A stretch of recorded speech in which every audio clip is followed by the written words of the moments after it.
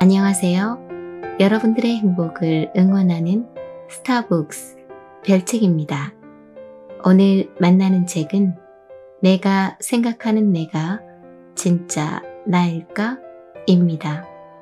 저자는 게오르크 롤러스, 옮기니는 유영미, 출판사는 나무생각입니다.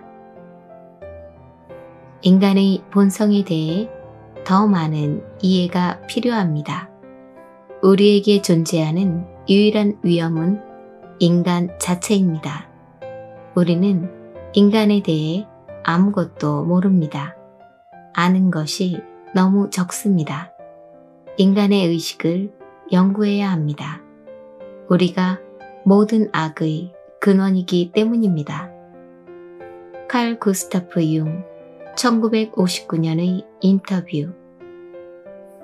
다음은 내가 생각하는 내가 진짜 나일까?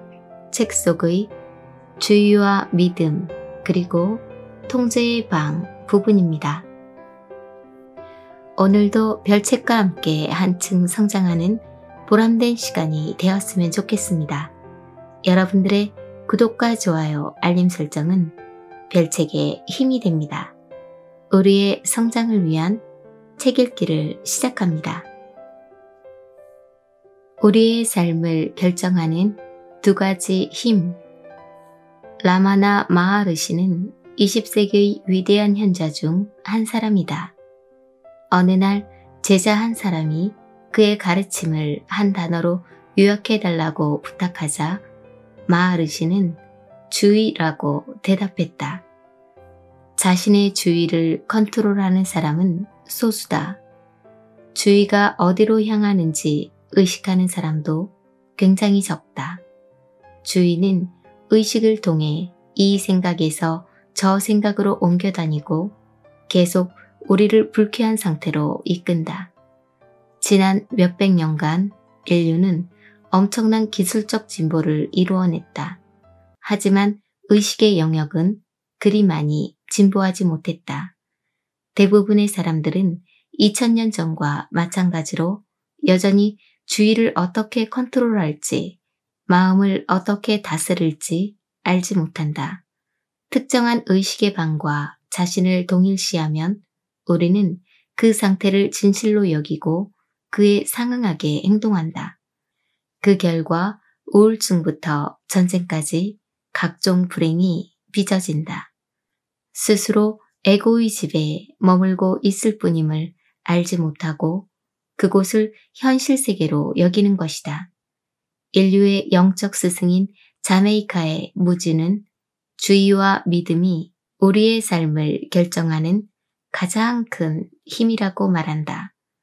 우리의 주의가 문제가 있는 생각으로 향해 스스로 그 생각을 믿게 되면 우리는 어쩔 수 없이 10개의 에고 상태 중 하나에 이르게 된다. 이 책에서 차츰 확인하겠지만 그런 방에 머물다 보면 자신도 괴로울 뿐더러 주변 사람들의 삶까지 지옥으로 만든다. 실제로 이 세상의 모든 괴로움은 이런 내적 상태에서 비롯한다. 생각은 그냥 오고 갈 뿐이다.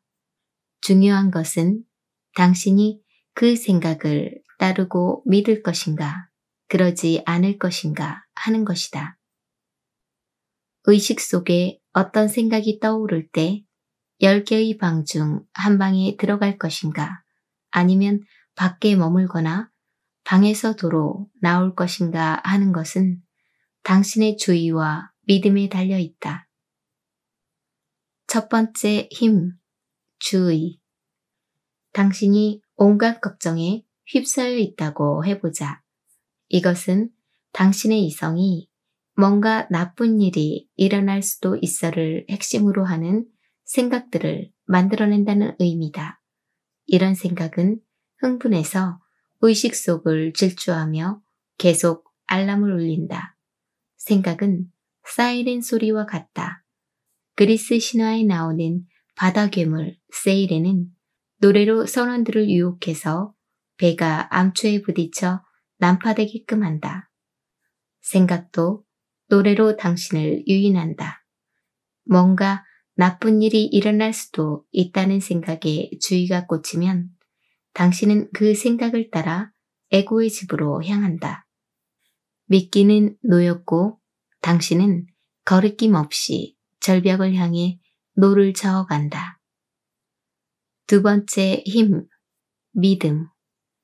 하지만 생각의 주의를 기울이는 것만으로 무조건 에고의 집으로 들어가는 것은 아니다. 그 생각을 믿어야 한다. 믿음은 우리 삶을 결정하는 두 번째 힘이다. 믿을 때라야 최종적으로 미끼에 걸려든다. 그러면 뭔가 나쁜 일이 일어날 수도 있어라는 생각과 더불어 곧장 통제의 방으로 옮겨진다. 늘 걱정을 하는 방으로 말이다.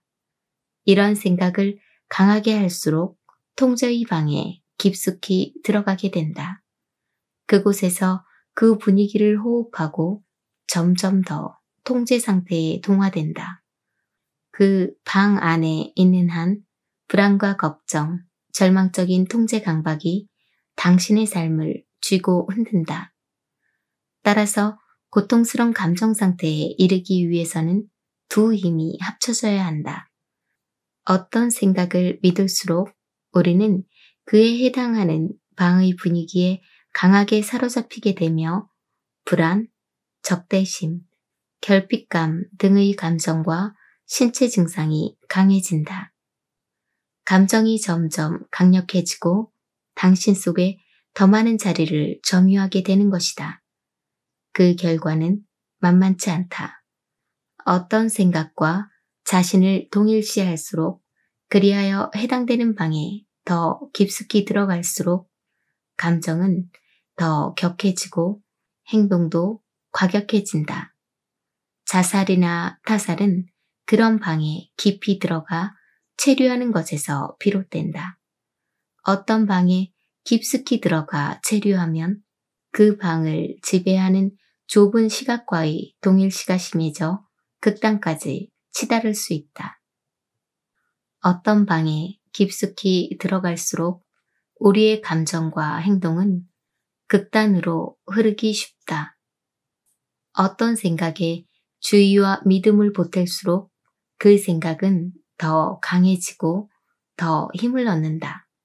하지만 그 생각에서 이런 먹이를 거두어 버리고 주의와 믿음을 더 의미 있는 것으로 향하게 하면 그 생각은 버틸 수가 없다. 모든 생각은 당신이 주는 에너지를 먹고 산다. 당신이 그 생각을 식물처럼 키우는 것이다. 그 생각에 당신이 두 가지 힘을 공급하는 일을 중단하면 그 생각은 시들시들 마르다가 사라진다. 외적인 상황이 변해야 그 생각으로 향해 있던 주의도 자연스럽게 거둘 수 있으리라고 믿는가? 하지만 어떤 생각으로 향해 있던 주의를 거둘 수 있느냐, 그렇지 않느냐 하는 것은 외적인 상황에 달려있지 않다. 같은 시간, 같은 장소에서도 상황을 전혀 다르게 경험하는 사람들이 많다. 그들이 생각을 서로 다르게 대하기 때문이다. 승객 A와 B가 한 비행기를 타고 있다고 해보자. 어느 순간 난기류 때문에 비행기가 흔들리기 시작하고 이러다 비행기가 추락하는 게 아닐까 하는 생각이 승객 A의 머리를 스친다. 물론 A가 이런 생각을 의도적으로 한 건 아니다. 그냥 그런 생각이 든 것이다. 이제 A의 주의는 그 생각으로 기울어지고 이어 의식이 그 생각을 평가한다. 그리고 그 지적 영역이 추락 시나리오를 믿는 순간 A의 의식 상태는 변한다. A는 이제 생각을 따라 무기력의 방으로 들어간다. 그러면 패닉과 더불어 맥박이 빨라지고 식은땀이 나고 근육이 경직되는 등의 신체 반응이 따른다. 그 생각에 대한 믿음이 강하고 그 생각에 믿음을 공급할수록 불안은 더 커진다. 그리하여 곧 그 상태에 완전히 동화된다. 난기류를 통과하는 동안 승객 B에게도 같은 생각이 스친다. 그의 의식도 그 생각을 지각하고 평가한다. 하지만 A와 반대로 B는 추락 시나리오를 믿지 않고 주의를 그 생각에서 거둔다. 그 생각을 떨쳐버리고 더 이상 주의를 주지 않는 것이다. 그는 주의와 믿음으로 그 생각을 키우지 않는다. 처음에 주의가 그 생각으로 기울면서 의식이 약간 흐려져 흔들리기는 했지만 승객 B는 다시금 자연스럽고 자유로운 상태로 돌아온다. 무기력의 방문턱에서 방향을 돌려 에고의 집을 떠나는 것이다. 따라서 같은 상황에 놓인 두 사람이 서로 다른 현실을 경험하고 다른 반응을 보인다. 즉, 마음 상태를 유발하는 건 외적인 상황이 아니라 외적 상황에 대한 자신의 생각인 것이다. 특정 생각이 왜 떠올랐는지 또 무엇 때문에 우리의 주의가 그 생각에 그토록 타오르는 관심을 보이는지는 확실히 알 수 없다. 경험이나 학습, 조건화, 조상에게서 물려받은 특정 표상이나 생각이 영향을 미칠 수도 있다. 조상들이 열등감, 통제, 오만, 무기력에 빠져 살았고 그 습관을 물려주었을 수도 있다.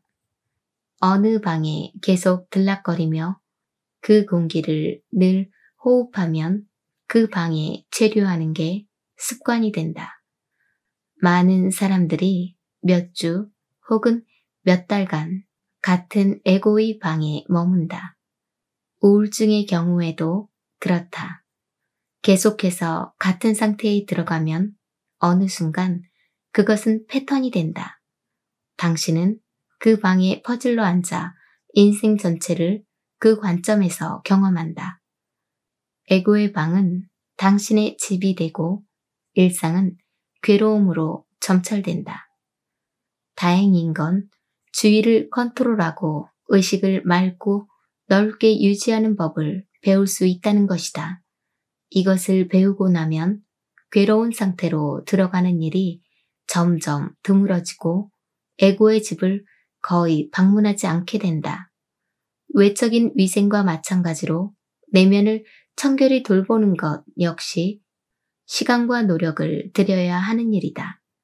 이런 방법을 연습하고 건강한 습관으로 만들려면 반복이 중요하다.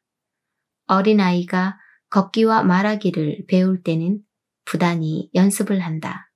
당신도 마찬가지다. 악기든 운동이든 언어든 일이든 자주 연습할수록 더 숙련된다. 처음에는 어렵게 보이던 것도 어느 시점부터는 습관이 된다. 내가 겪었던 일을 말해보자면 이렇다. 나는 어렸을 적에 집에서 거의 집안일을 하지 않고 자랐다. 사용한 그릇을 그대로 놓아두었고 빨랫거리도 그냥 던져놓으면 엄마가 일일이 뒤치다꺼리를 해주었다. 그래서 부모님 집에서 나와 독립해서 살아야 했을 때 나는 음식을 만들 줄도 일반적인 청소와 정리를 할 줄도 몰랐다. 나는 첫 주거 공동체에서 두 사람과 집을 공유했는데 그 두 사람은 나 때문에 정말 골머리를 앓았다.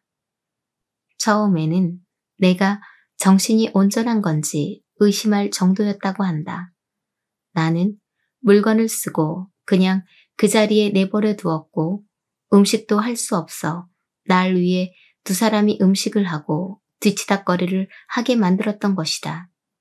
나는 여기저기 늘어놓고서도 그것을 문제로 여길 줄 몰랐다. 아예 그쪽으로 감각이 없었던 것이다. 그러나 계속 그렇게 지낼 수는 없는 일이었다. 나는 주거 공동체에서 정말 맹훈련을 받았다. 지저분한 상태를 지각하고 이어 깨끗이 치우는 것을 배우기까지 정말 오래 걸렸다. 당시 나는 계속 잔소리를 하고 지적을 하는 두 사람에게 강한 반감을 느꼈다. 하지만 지금은 그들에게 굉장히 감사하다. 깨끗한 환경에서 생활하는 것이 좋기 때문이다. 그들의 트레이닝이 아니었으면 이렇게 쾌적하게 살 수 없었을 것이다. 다음 장들에서 나는 우리 내면의 공간이 생각과 감정에 오염되지 않도록 깨끗이 유지하고 무질서를 바로잡도록 안내하고자 한다. 하지만 이를 위해서는 당신의 주의가 어떤 에고의 방에 자주 머무르는지를 일단 알아야 한다.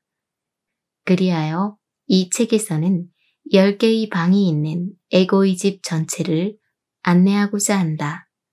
이 10개의 방을 당신은 이미 알고 있을 것이다. 각 방에 상응하는 감정 상태는 성격이나 개성과는 무관하다. 또 어떤 사람에게만 해당되고 다른 사람과는 무관한 것이 아니다.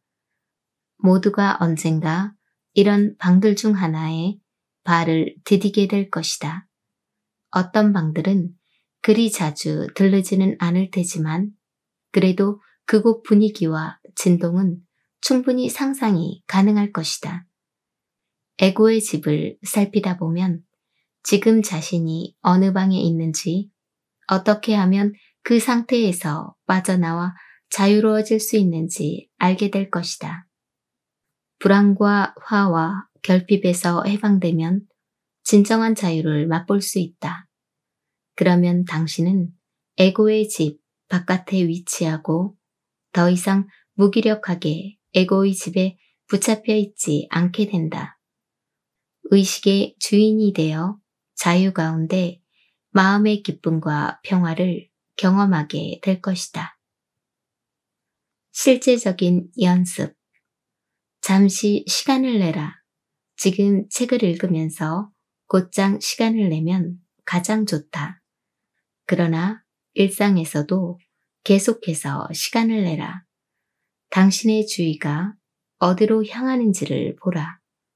지금 특히 어떤 생각에 이끌리고 있는가? 어떤 감정이 느껴지는가? 신체적으로 어떤 느낌이 있는가? 그것들은 당신이 어떤 방에 있는지를 알려주는 첫 번째 바로미터다. 첫 번째 방, 통제의 방. 통제의 방은 에고의 집 중심부에 있다. 그도 그럴 것이 우리 모두는 어느 정도 통제광들이기 때문이다. 통제의 방은 에고의 집 거실이라고 할 수 있다. 거의 모두가 매일 이 방을 통과한다. 대부분의 다른 상태가 이 방에서 출발하기 때문이다. 이 공간의 분위기는 걱정으로 점철되어 있다. 통제의 방에 있으면 자동적으로 긴장하고 스트레스를 받는다. 당신은 흥분해서 숨가쁘게 움직이고 있을지도 모른다. 이런 상태에서는 끊임없이 뭔가를 해야 하고 생각해야 하기 때문이다. 통제의 방에 어떻게 빠져들까? 통제를 한다는 것은 걱정이 현실이 되지 않도록 주의하고 조심한다는 의미다. 그러다 보니 생각을 멈출 수 없다. 또한 걱정을 하다 보니 자신과 타인에게 높은 요구를 한다. 성과와 결과가 중시되고 실패나 약함은 용인되지 않는다. 이 상태에서는 살아남는 것이 중요하다. 그래서 우리는 투쟁을 하고 주변 사람들과 자기 자신을 채찍질하고 몰아간다. 마음을 놓지 않고 계속 정신을 다잡아야 하기에 내면은 무척 공고해진다. 통제의 방에서 우리의 신경은 모든 일이 잘 돌아가야만 한다는 생각에 집중된다. 계속해서 책임감이 몰려오고 뭔가를 그르칠까 두렵다. 모든 일이 잘 되어야 하고 더 좋게는 완벽해져야 한다. 당신은 자기가 아니면 혹은 자신이 잘해내지 못하면 아무 일도 되지 않을 거라고 확신한다. 통제의 방에 있는 사람은 늘 카페인 음료를 달고 산다. 정신을 똑바로 차리는 것이 중요하기 때문이다. 저녁에는 꼬리를 무는 걱정을 가라앉히고 잠을 청하기 위해 술이나 수면제를 복용하기도 한다. 통제의 방은 보통 정리정돈이 잘 되어 있다. 모든 것이 제자리에 있고 깔끔하다. 이런 방에서는 내려놓거나 놓아버리기가 쉽지 않다. 통제의 방은 많은 사람들에게 중요한 의미를 갖는다. 많은 사람들이 통제의 방을 에고의 집 중심 공간으로 이용한다. 사람들은 이곳을 일종의 안전한 항구처럼 이용하기도 한다. 다른 방과는 달리 통제의 방에는 일부러 의도적으로 들어간다. 통제를 중단하고 다른 방으로 빠져들어가면 훨씬 고통스러울 수 있기 때문이다. 통제를 그만두면 죄책감이나 열등감, 무기력에 빠져들 수도 있다. 이런 상태에 비하면 통제의 방은 여전히 괜찮은 대안으로 보인다. 통제는 온갖 것들에 집중될 수 있다. 통제의 방에서 사람들은 자신에게 어떤 나쁜 일이 일어날 수 있는지를 상상한다. 당신을 통제의 방에 붙잡아 두기 위해 이성은 세 종류의 목소리를 들려준다. 내면의 감독, 내면의 완벽주의자, 내면의 비판자 목소리다. 내면의 감독은 당신을 한계까지 몰아붙이고 닥달한다. 정신 차려. 얼른 하란 말이야. 당장 해야 해. 완벽주의자는 모든 사항을 꼼꼼히 체크한다. 제대로 한 거야? 잊은 거 없어? 이걸로 충분해? 내면의 비판자는 당신이 스스로 정한 높은 기준에 부합하지 못할 때마다 다그친다. 그렇게 해서 되겠어? 또 똑같은 실수를 저질렀잖아. 정말 한심하다. 다시는 그러면 안 된다고 했지? 통제의 방에 오래 머무르면 만성 스트레스와 관련된 각종 질병에 노출되기 십상이다. 번아웃, 심혈관 질환, 공황장애, 위장장애, 편두통, 불면증. 이 방에서는 통제하는 것 말고 다른 대안이 있다고 생각하기가 어렵다. 정신신체의학 클리닉에 가면 혹사를 당한 신체와 정신이 반란을 일으켜 억지로 쉬는 사람들을 볼 수 있다. 늦어도 그쯤 되면 사람들은 인생이라는 게 마음대로 되지 않는 것임을, 일일이 통제할 수 없는 것임을 깨닫는다. 상황 자체가 내려놓고 내맡기게 만든다. 통제의 방에 붙들려 있는 사람은 세상을 염세적으로 보고 모든 걸 어둡게 그린다. 생각해보면 잘못될 것 투성이다. 온갖 것에 대해 너무 오래 생각하다 보니 걱정이 산더미 같고 지친다. 그러다 보면 어느 순간 좌절이 찾아온다.